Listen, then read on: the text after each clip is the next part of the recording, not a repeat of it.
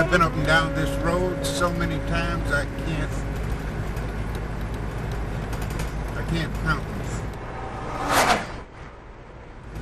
I haven't been on an airplane since I came here in 1972. And I've actually forgotten what it's like. So now Charlotte tells me about, oh, these telephones have, she told me just the other day, that in every row of seats there's a telephone. Can you imagine that? A telephone, everybody has, in a row of seats, has access to a telephone in an airplane. She tells me about how you can choose the movies, the selective music kinds of things. You know, it's interesting when you think, I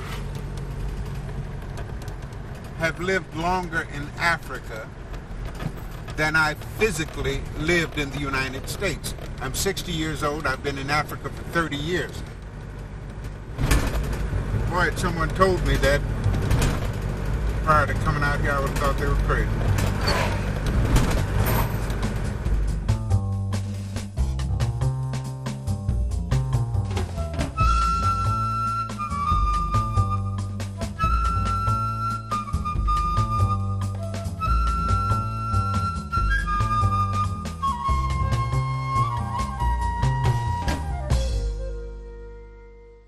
Pete O'Neill was born in Kansas City, Missouri, and grew up in a rough neighborhood. By the time he was in his early 20s, he'd been in and out of jail. Since I was a very small child, I had aspired to be a pimp, shamefully. And I certainly don't have the kind of personality for it, but this was a very strong desire in me. Even intellectually, I knew this is something that no reasonable person should aspire to. Didn't change a thing. This is what I wanted to do. In 1968, after the assassination of Martin Luther King, riots broke out in over 100 American cities. O'Neill was then 28 years old and a street hustler in Kansas City. Then he heard about a movement that was making headlines across the country. So he went to Oakland, California to see it for himself. It was the Black Panther Party. People started to talk to me about Che Guevara. Boy, I'm going to tell you, it brought tears to my eyes, and it's about to bring tears to my eyes now. People started to talk to me about this kind of dedication and about how we as individuals have practically no significance, that there's something larger, something greater than ourselves. And that's the human collective that we're all a part of. I went back to Kansas City ready to die for the struggle, ready to die. The Black Panther Party is officially in Kansas City, and that we shall carry on in the tradition of the Black Panther Party. Shortly after the Panthers became the Panthers in Kansas City, Pete held a rally at the Grade Community Center on a Sunday afternoon, a nice balmy day, and attracted about 700 people. He was quite vitriolic and preaching revolution, violence, threatening violence. It was way over the top. There can never be any cooling off between the Black Panther Party and the racist pigs, regardless of what level of pigs we're talking about, until all oppression has been ended, until we've seen them all sent to their graves. When Harry Jones went back to the newsroom to write his story, his editors scratched out paragraph after paragraph. It was too incendiary. He was afraid that it would cause problems. He may have been right, but the result was I insisted my byline be taken off the story. It did not represent what had happened. The Panthers' platform made 10 demands, including an immediate end to police brutality and the murder of black people. Among other things, it called for education, employment, and housing. Breakfast for School Children program took up a big part, probably took up the most time, running around gathering food, storing it, and then waking up at 4:30, 5 o'clock in the morning to prepare it for the young people.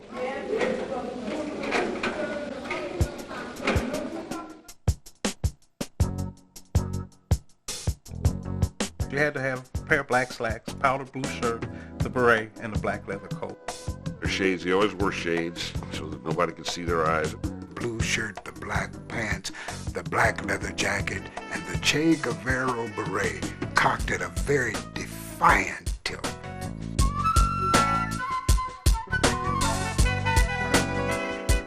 I would cut out these clippings about the Panthers in Kansas City, and I had them all on my bedroom wall.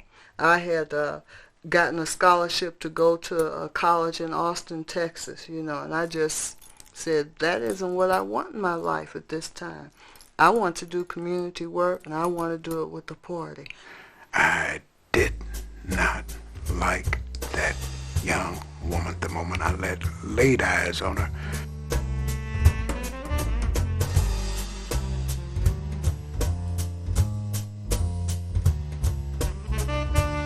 But soon after, they were married in Oakland, California, in a Black Panther Party wedding ceremony. Meanwhile, back in Kansas City, tensions were rising between the Panthers and police.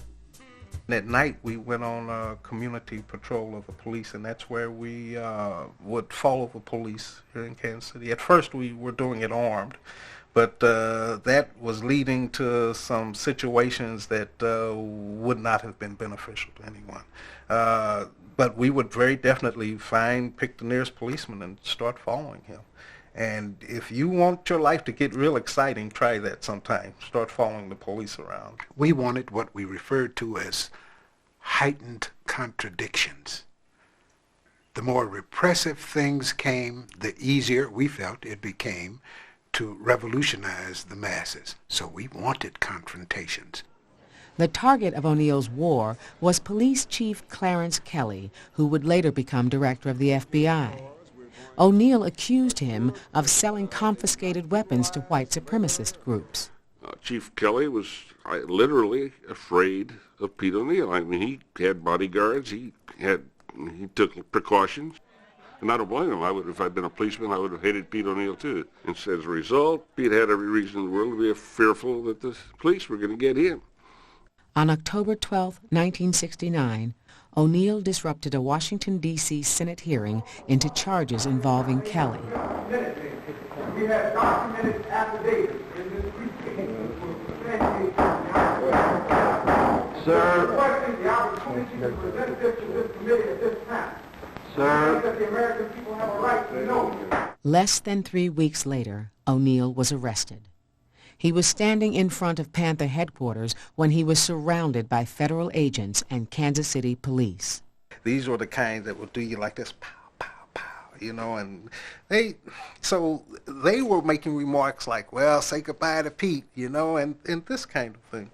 10 months before his arrest, O'Neill had bought a shotgun in Kansas City, Kansas. Police seized it from another Panthers car on the Missouri side of the city. Because he was an ex-felon, O'Neill was charged with carrying the weapon across state lines. I had bought the gun, and I readily admitted it. I did not transport that gun across state lines. The FBI targets people, and he was one of those who was targeted. The firearms laws of the country were useful, and still are useful to law enforcement, to use when you can't get them on anything else, just like they got Al Capone on income tax evasion instead of bootlegging. Well, like, use these firearms laws, and this was a questionable thing. I mean, Pete isn't accused of using the firearm. It was a pretty petty crime, pretty petty felony if that's what it is. Out on bail, O'Neill continued his campaign against Chief Kelly. In the winter of 1969, Kelly held a press conference. O'Neill and 2 other Panthers showed up as reporters for the Panther newspaper. And, of course, the police said, no, you can't come in, you're not reporters, you're Panthers. And the police formed a line, shoulder to shoulder, in the hallway outside the chief's office with their nightsticks and their mace and fully equipped battle armor. And he told his people, get them out of here, they're not coming in here. We said, oh, yes, we are coming in here. I was asked to testify about this in court later, and I still don't know who made the first move. It was somebody blinked. Who blinked? I don't know who blinked, but all of a sudden, nightsticks were flying, Panthers were on the ground, all 3 of them were beaten and arrested, handcuffed and arrested. That same week, 400 miles to the north in Chicago, the police stormed an apartment in the middle of the night and shot and killed Panther leaders Fred Hampton and Mark Clark. The Panthers fired 1 bullet. The police fired 79. The FBI was cracking down on Black Panthers across the country. Director J. Edgar Hoover declared that the party represented the single greatest threat to the internal security of the nation. He vowed that 1969 would be their last year. In the fall of 1970, O'Neill went to trial. He pled not guilty to all charges. The only witness against me was my landlady, who I discovered during the course of the trial was a paid FBI informant. Big shock. I had no idea about that. The woman was so nervous she was holding her glasses while she was talking, and I watched her break them. She first broke the handles off, and she's just talking, and she's nervous. She's twisting the glasses till the glass came out. We felt that the outcome of the trial was a done deal. We knew Pete would be convicted. After 15 hours, the jury returned a guilty verdict. O'Neill was sentenced to 4 years in federal prison. Pete was 30 years old. Charlotte was 19. As I was going to trial, policemen would be there searching people, and one of them even called me, what did he call me, Slick Pete or some silly something like that. He said, Slick Pete, he said, when you go to the penitentiary, you're coming out in a box. I believed him. Together, Pete and Charlotte made a difficult decision. This was goodbye, and we had been through 2 years that's just totally unexplainable. And Pete was explaining to me that we may never see each other again, you know? And I remember at one point, Pete and I just sat and looked at each other, no words. Soon after the verdict, the O'Neills secretly arranged for a friend to pick them up at midnight and waited for him in disguise. I had had my hair, Marcel. I had on a cashmere coat, suit, and tie. I think the sister had on a wig. Which I can still feel. I mean, it was hot. I wasn't used to that, you know, and the itchiness of my mink collar, you know, and all that makeup. Oh. And so we were trying to look exactly the opposite of what we were, revolutionaries. We were trying to look like a young, newly married, petty bourgeois couple. The O'Neills crawled up an alleyway into the trunk of their friend's car and drove to the airport. And we left the United States. And as the plane took off, and all that was left of her on the ground was her shadow, I remember telling Charlotte, are you ready for this? Can you handle this for 2 years? And she said, Brother Chairman, I'm ready. And we took off into the sky, heading north. And that was the beginning of what has developed into a 30-year exile.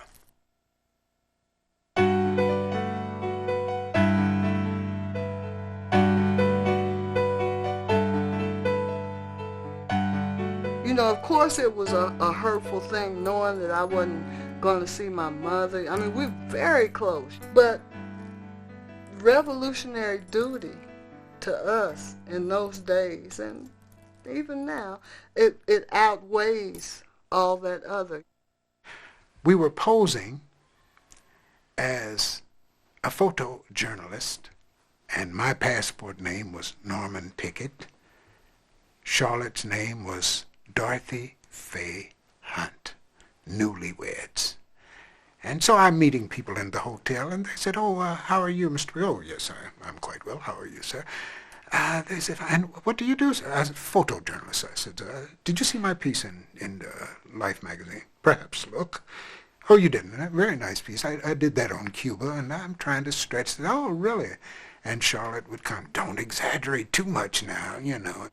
Rumors placed the couple everywhere from Cuba to Canada, but in fact, they were heading to North Africa.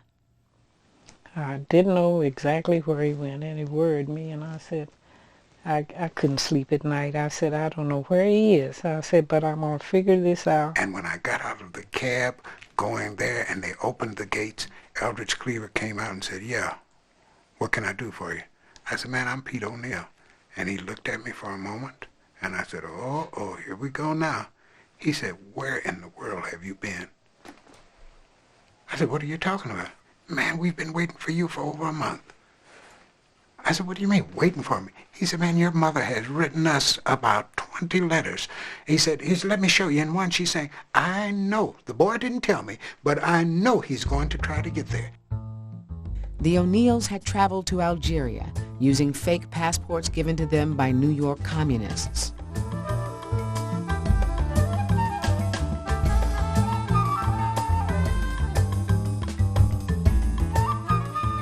There they joined a group of expatriate Panthers, including Eldridge and Kathleen Cleaver.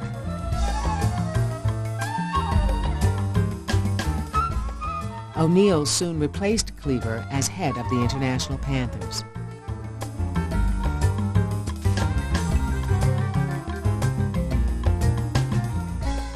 In the summer of 1971, at the Chairman Mao Chinese Hospital, Charlotte gave birth to their son, Malcolm X. O'Neill.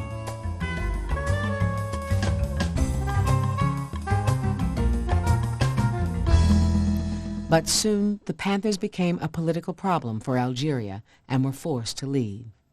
The O'Neills had friends in Tanzania, a rural socialist country that welcomed political exiles. In late 1972, the family moved to East Africa. I was less than impressed initially. Algeria was a more urban setting than what we found here, and I said, oh my God, I'm getting further and further away from the city life that I know. There were the palm trees, blowing. There was the women in all their beautiful kitenge and congas and everything, babies on backs, women carrying things. I said, this is paradise. The O'Neills were almost broke.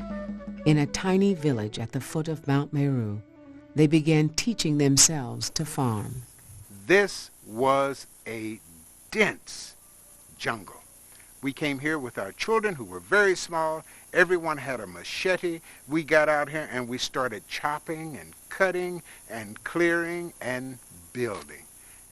They sent audio cassette tapes describing their new life to family in Kansas City. I'm sitting here looking at Mount Kilimanjaro. The clouds have receded from around the crest. It's really beautiful, man. It is one of the most beautiful sights I've ever seen. The dirt looks rich. It looks like you could just look at it and something would grow up out of it, And the air is crisp and it's hot. By the time their daughter Anne was born in 1975, they were raising chickens and selling sausages. Over the years, they became known for their line of Kansas City-style barbecue sauce.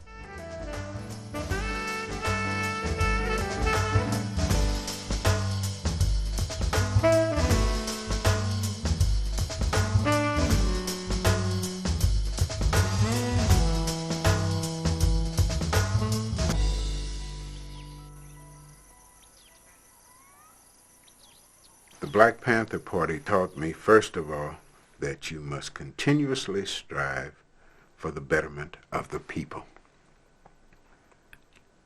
We left Kansas City with that thought in mind. I've always dreamed about going there, but not really, it's just like one of those faraway things that you don't ever picture that's going to happen. It's just like, Now, Vanessa is going at the invitation of Pete O'Neill, a former Kansas Citian and former Black Panther leader who now lives in Africa. What a moment that ought to be. Yeah. Today, the O'Neills run an exchange program called Heal the Community that sends Tanzanian youth to the United States and at-risk Kansas City teenagers to Tanzania. We are working for the people. We are struggling for the people, minus a political line. And of course, minus the guns that we were so often associated with in the past. The exchange program is part of the O'Neills' nonprofit group, the United African American Community Center. They host American volunteers and offer programs for Tanzanians, such as providing free glasses donated by college students.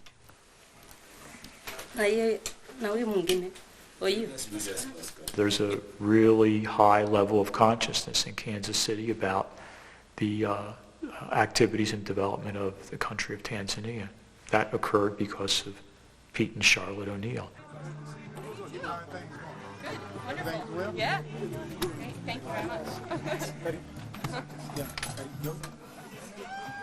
I feel very much of a part of Tanzanian life. I feel very much at home. I feel accepted, even loved here. And yet, there's always a feeling of not being completely part of this culture.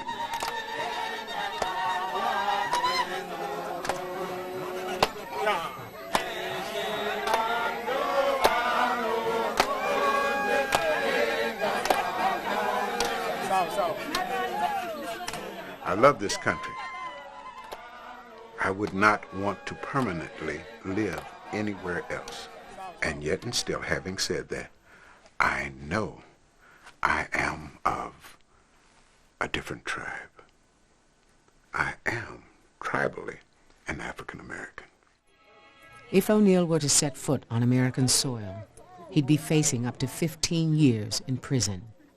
His children now live in Kansas City, and though relatives have been able to visit, he has family he hasn't seen since he left. Hey, too bad you weren't here. You should have seen the old folks softball. You know, and I can picture him hugging his grandchildren that I have been able to hug for him. If he could do that, then just come on back. That'd be okay. How many times in a year does your family need you, you know? And then multiply that times 30. If he could come and visit, and he would, how would you want to spend a day with him?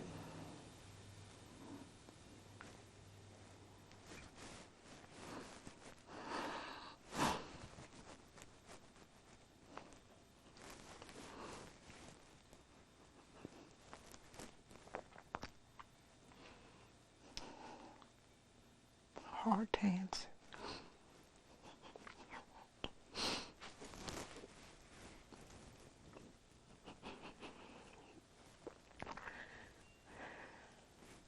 It's hard to answer.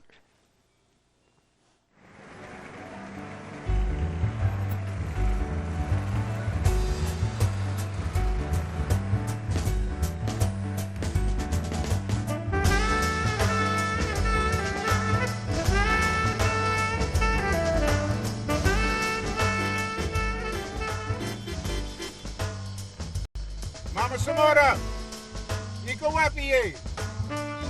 Mabi lete spinach, na Rudy.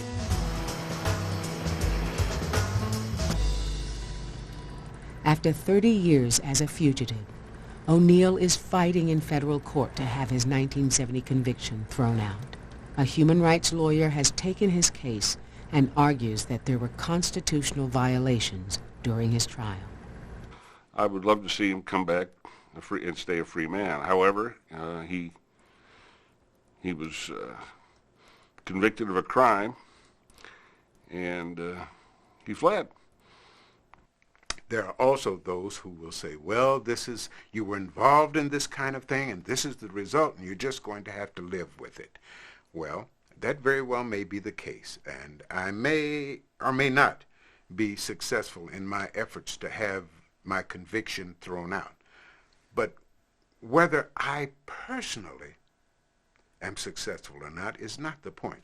We are trying to force the American people to look objectively at so many things that transpired during the 60s and 70s and force people to ask themselves, was that fair? Pete O'Neill will probably never be welcomed in Kansas City. He may be welcomed in New York, and he may be welcomed in Berkeley or London or Paris, but he probably won't ever be welcomed in Kansas City. He's just too uncomfortable for people. I always dream of Kansas City, not the Kansas City that I knew as an adult. I dream of the Kansas City that I knew as a child. I can visualize in my mind's eye, in my dreams, the streets as they were when I was 12 years old. I can remember the bakeries. I can remember the swimming pool in Paseo Park. And yet there's always a thread of apprehension.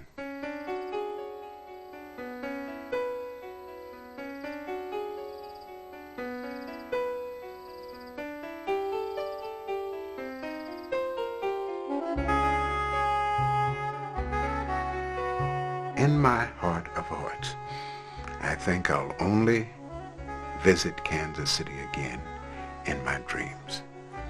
In the dreams that come to me from time to time, and in the dreams that have helped me endure this 30-year exile.